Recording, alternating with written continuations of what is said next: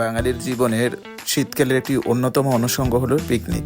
প্রতি বছরের ন্যায় এবারও আমি আমার গ্রামের বাড়িতে পিকনিকের আয়োজন করি। গরুর মাংসের কদর সারা বছর থাকলেও শীতকালে যেন এর কদর আরও বেড়ে যায়, তাই গরুর মাংসকে আর বাদ রাখা গেল না। প্রথমেই মাংসগুলোকে বিভিন্ন মশলা দিয়ে যথারীতি মেখে রেখে দেওয়া হবে কয়েক মিনিটের জন্য। মাংসের পরিমাণ বেশি হলে সবাই এই পদ্ধতিতে রান্না করে থাকে। উনুনে হাঁড়ি চাপিয়ে সেখানে তেল দিয়ে দেওয়া হলো, তারপর পেঁয়াজ ভেজে নেওয়া হবে। পেঁয়াজ ভাজা হলে সেখানে মাংসগুলোকে ঢেলে দেওয়া হবে। এরপর হলো সবচেয়ে কঠিন কাজ, অর্থাৎ কষানো। কারণ গরুর মাংস সঠিকভাবে কষানো না হলে এর স্বাদ যথাযথ হয় না। দীর্ঘ সময় নিয়ে এই মাংসটিকে কষাতে হয়, সেটা যে কোনো রান্নাই হোক না কেন, মাংসর কষানোর উপর টেস্ট নির্ভর করে। তো এই কাজটি করার জন্য আমিও বসে গেলাম, অনেকক্ষণ নাড়ানাড়ি করে এর কষানোর কাজটি শেষ করলাম।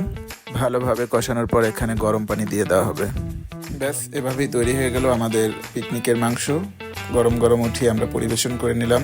সাথে থাকার জন্য সবাইকে ধন্যবাদ।